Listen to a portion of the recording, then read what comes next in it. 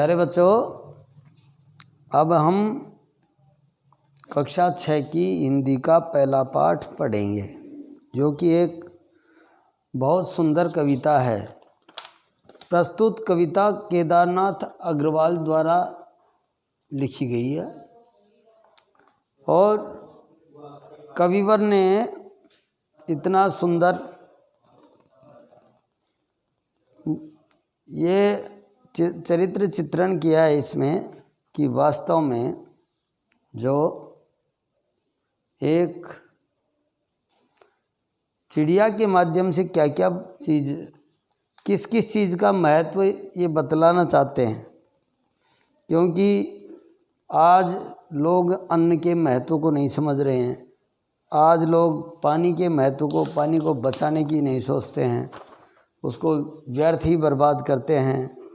तो इस प्रकार से चिड़िया ने जो है ना, चिड़िया के माध्यम से कभी कई चीज़ों के का संरक्षण की एक तरह से ज्ञान दे शिक्षा दे रहे हैं। तो मैं सबसे पहले इसको आदर्श वाचन के रूप में गेय शैली में पढ़ा रहा हूँ कि वह अब इसका शीर्षक है वह चिड़िया जो। वह चिड़िया जो, चिड़िया जो, वह चिड़िया जो। तो लीजिए, अब आपके सामने ये प्रस्तुत है पाठ। वह चिड़िया जो चोंच मार कर दूध भरे जुंडी के दाने रुचि से रस से खा लेती है। वह छोटी संतोषी चिड़िया नीले पंखों वाली मैं हूँ। मुझे अन्न से बहुत प्यार है, मुझे अन्न से बहुत प्यार है। वह चिड़िया जो कंठ खोल कर बूढ़े वन बाबा की खातिर रस उंडेल कर गा लेती है। वह छोटी मों बोली चिड़िया नीले पंखों वाली मैं हूँ। मुझे विजन से बहुत प्यार है, मुझे विजन से बहुत प्यार है। वह चिड़िया जो चोंच मार कर चढ़ी नदी का दिल टटोल कर जल का मोती ले जाती है। वह छोटी गर्वीली चिड़िया नीले पंखों वाली मैं हूँ।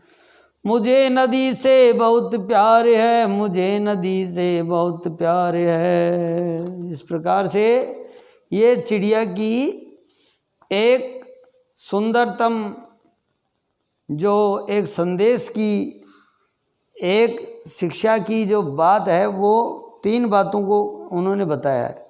सबसे पहले वह चिड़िया जो चोंच मारकर दूध भरे जुंडी के दाने रुचि से रस से खा लेती है। तो आप देखते हैं कि जो जब थोड़े कच्चे रहते हैं तो दूध का, उनमें से हल्का हल्का दूध निकलता है, तो उनको दूध भरे दाने बोलते हैं। तो वो कुछ मिठास लिए होते हैं। चाहे अपन मक्का के सिरों को ही देख लें, तो मक्का के सिरे भी अपन जब घर पर तैयार वो करते हैं, सेकते हैं उनको, तो उसमें देखते हैं कि जो थोड़े से दूध भरे से होते हैं उनको हम लेते हैं, क्योंकि उनमें मिठास होता है। तो वह चिड़िया जो चोंच मार कर दूध भरे जुंडी के दाने रुचि से रस से खा लेती है, बड़े आनंद से खाती है उसको। वह छोटी संतोषी चिड़िया नीले पंखों वाली मैं हूँ। यानी वो रुचि से खाने वाली संतोषी चिड़िया जैसा भी मिल जाता है उसको नीले पंखों वाली मैं हूँ। मुझे अन्न से बहुत प्यार है। वो कहती है कि मुझे अन्न से बहुत प्यार है। या अब जिस समय कच्चे होते हैं तो उस समय कच्चे खा लेती है, और जब पक जाते हैं तो उसके बाद में पके खा लेती है। तो इस प्रकार से, और जब फसल कटने के बाद खेतों में जो दाने बिखर जाते हैं तो उनको बड़े ढूंढ ढूंढ करके खा लेती है। यानी कि अन्न का इसमें बहुत बड़ा कवि ने महत्व बताया है। एक एक दाना बड़ा कीमती है। वह चिड़िया जो कंठ खोल कर बूढ़े वन बाबा की खातिर रस उड़ेल कर गा लेती है। वह छोटी मोह बोली चिड़िया नीले पंखों वाली मैं हूँ, मुझे विजन से बहुत प्यार है। और वह चिड़िया जंगल में एकांत में, विजन का मतलब होता है जहाँ जन रहित यानी एकांत।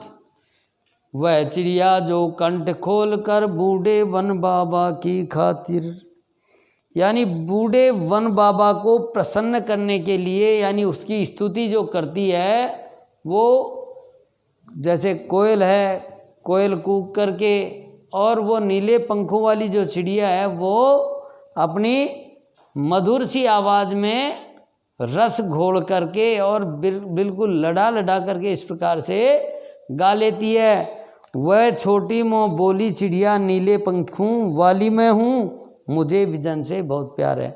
वो नीले पंखों वाली चिड़िया कह रही कि वो कोई और नहीं, मैं हूँ, मैं एकांत प्रिय चिड़िया हूँ, मुझे एकांत बहुत प्रिय है। विजन का मतलब होता है एकांत, इसीलिए वो जंगल में एकांत स्थल पर रहती है। वह चिड़िया जो चोंच मार कर चढ़ी नदी का दिल टटोल कर जल का मोती ले जाती है। वह छोटी गर्वीली चिड़िया नीले पंखों वाली मैं हूँ, मुझे नदी से बहुत प्यार है। तो देखा जाए तो व्यक्ति जहाँ रहता है उसी में वो आनंद महसूस करने लग जाता है। वो जंगल में एकांत में जब वो गाती है चिड़िया तो उसका स्वर बड़ा आनंदित होता है। पर्वतों से टकरा कर वापस आती हुई वो ध्वनि इतनी प्यारी लगती है। इसी प्रकार से अब झरने, पर्वतों से झरते हुए झरने झर करके और फिर नदी में बह करके आना, इस प्रकार से। तो वो नदी जब बरसात में तेज़ गति से आती है तो भी उस चिड़िया को बड़ा आनंद आता है, उसको उन झरते हुए झरनों को देख करके, और उसका मन बड़ा प्रफुल्लित होता है। तो वह चिड़िया जो चोंच मार कर चढ़ी नदी का दिल टटोल कर, और चोंच से ये देख लेती है उसका बहाव कितना है, किस प्रकार से कि भाई कितनी वेग से आ रही है, और टटोल करके देख लेती है। और वह छोटी गर्वीली चिड़िया नीले पंखों वाली मैं हूँ, मुझे नदी से बहुत प्यार है। क्योंकि जंगल में यदि पानी का यदि कोई स्रोत होता है तो वो अनवरत 12 मास बहने वाली नदियाँ ही हैं।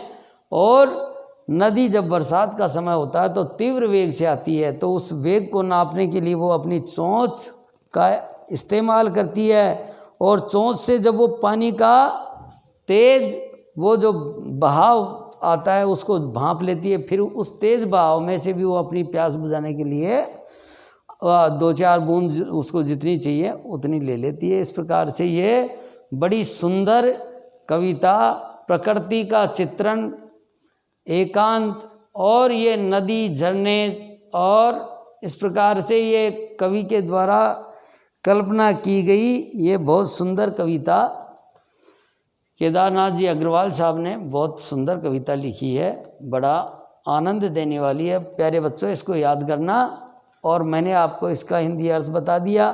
यदि फिर भी किन्हीं बच्चों को नहीं समझ में आए तो आप मेरे एक एक शब्द को देख लें, और फिर भी नहीं आता है तो मेरे पास आकर के समझ लें। कविता पढ़कर तुम्हारे मन में चिड़िया का जो चित्र उभरता है उस चित्र को कागज़ पर बनाओ, तो कागज़ पर चित्र बनाओ। तुम्हें कविता का कोई और शीर्षक देना हो तो क्या शीर्षक देना चाहोगे? तो शीर्षक एकांत प्रिय चिड़िया, ये भी, या फिर दूसरा नीले पंखों वाली चिड़िया, या फिर अन्न का महत्व समझने वाली चिड़िया। ये 3 शीर्षक हो सकते हैं, और भी कई शीर्षक हो सकते हैं। इस प्रकार से इस कविता के आधार पर बताओ कि चिड़िया को किन किन चीज़ों से प्यार है। तो कविता में के माध्यम से बताया, सबसे पहले तो उसको दूध भरे जुंडी के दानों से, यानी अन्न से बहुत प्यार है। फिर दूसरा उसको किससे, एकांत से बहुत ज़्यादा प्यार है, क्योंकि जंगल में एकांत में रहना। तो यदि आपको कोई कमेंट वगैरह करना है तो मैंने कमेंट का वैसे बंद कर रखा है, आप कमेंट केवल मेरे ईमेल पर कर सकते हैं, जिसको मैं देख सकता हूं। बाकी सार्वजनिक रूप से कमेंट को मैंने बंद कर दिया, क्योंकि किसी सिरफिरे ने छोटा मोटा इधर उधर कुछ गलत डालने की कोशिश की, उसके खिलाफ FIR दर्ज करवा दी। तो इस प्रकार से इस कविता के आधार पर बताओ कि चिड़िया को किन किन चीज़ों से प्यार है, तो बता दिया। और तीसरा है नदी, झरने, इनसे सब बहुत ज़्यादा प्यार है। तो आशय स्पष्ट करो, रस उड़ेल कर गा लेती है, यानी बहुत मधुर स्वर में लड़ा लड़ा करके, यानी आनंद ले ले करके गाती है। इसका अर्थ यह है, चढ़ी नदी का दिल टटोल कर जल का मोती ले जाती है। और चढ़ी नदी का दिल टटोल कर, पेड़ के ऊपर चढ़ी हुई है और उधर से नदी भी झरनों के माध्यम से झरती हुई और तेज गति से आ रही है पहाड़ से, और उस नदी का दिल टटोलने के लिए पहले अपनी चोंच दबोती है, और उससे उस चोंच से उसका वेग का मालूम पड़ जाता है कि कितना वेग है। फिर भी वो आसानी से अपनी जितनी ज़रूरत है, 1 2 4 बूंद जो भी उसको चाहिए वो उसमें ले लेती है। अनुमान और कल्पना, कवि की नीली चिड़िया का नाम नहीं बताया है। कवि ने नीली चिड़िया का नाम नहीं बताया, वह कौन सी चिड़िया रही होगी। इस प्रश्न का उत्तर जानने के लिए पक्षी विज्ञानी सालिम अली की पुस्तक भारतीय पक्षी देखो, इनमें ऐसे पक्षी भी शामिल हैं जो जाड़े में एशिया के उत्तरी भाग और अन्य ठंडे देशों से भारत आते हैं। उनकी पुस्तक को देखकर तुम अनुमान लगा सकते हो कि इस कविता में वर्णित नीली चिड़िया शायद इनमें से कोई एक रही होगी। नीलकंठ भी है, छोटा किलकिला है, कबूतर है, पतिंगा, बड़ा पतरिंगा है। कुछ जैसे नीचे कुछ पक्षियों के नाम दिए, उनमें से यदि कोई पक्षी एक से अधिक रंग का है तो लिखो कि उसके किस हिस्से का रंग कैसा है। जैसे तोते की चोंच लाल है, शरीर हरा है। मैना का भी वही है, चोंच लाल और शरीर हरा। और कौवा की चोंच भी काली और शरीर भी काला। बतख की चोंच कुछ पीलापन लिए होती है और बाकी सफ़ेद होती है। कबूतर की चोंच कुछ कथई रंग लिए होती है और बाकी उसका कबूतरी रंग होता है। कविता का हर बंद वह चिड़िया जो से शुरू होता है और मुझे बहुत प्यार है पर ख़त्म होता है। तुम भी इन पंक्तियों का प्रयोग करते हुए अपनी कल्पना से कविता के कुछ नए बंद जोड़ो। तुम भी ऐसी कल्पना कर सकते हो कि वह फूल जो पौधा जो पीली पंखुड़ियों वाला महक रहा है, मैं हूँ, उसकी विशेषताएं मुझ में हैं। फूल के बदले वह कोई दूसरी चीज़ भी हो सकती है जिसकी विशेषताओं को गिनाते हुए तुम उसी चीज़ के से आसानी से अपनी समानता बता सकते हो। ऐसी कल्पना के आधार पर कुछ पंक्तियाँ तुम भी लिख सकते हो। भाषा की बात देखो, पंखों वाली चिड़िया, ऊपर वाली दराज, नीले पंखों वाली चिड़िया, सबसे ऊपर वाली दराज। तो ये जो अंडरलाइन कर रखे हैं आप किताब में देखोगे तो ये जो शब्द हैं ये इनकी विशेषता बता रहे हैं, इसलिए ये विशेषण हैं। जैसे पंखों वाली चिड़िया की विशेषता बता दी पंखों वाली, और ऊपर वाली दराज, तो ये ऊपर वाली जो है ये विशेषण हो गया। नीले पंखों वाली चिड़िया, तो यहाँ इस प्रकार से सबसे ऊपर वाली दराज, तो ये सब क्या है, इसके विशेषण हैं। यहाँ रेखांकित शब्द विशेषण का काम कर रहे हैं। ये शब्द चिड़िया और दराज संज्ञाओं की संज्ञा बता रहे हैं। यहाँ तक रेखांकित शब्द विशेषण है और चिड़िया दराज विशेष्य हैं। यहाँ वाला वाली जोड़कर बनने वाले कुछ और विशेषण दिए गए हैं। ऊपर दिए गए उदाहरणों की तरह इनके आगे एक एक विशेषण और जोड़ो। तो मोरों वाला बाग, पेड़ों वाला घर, फूलों वाली क्यारी, स्कूल वाला रास्ता, हंसने वाला बच्चा, मूंछ वाला आदमी। तो ये सब विशेषण और विशेष्य हैं।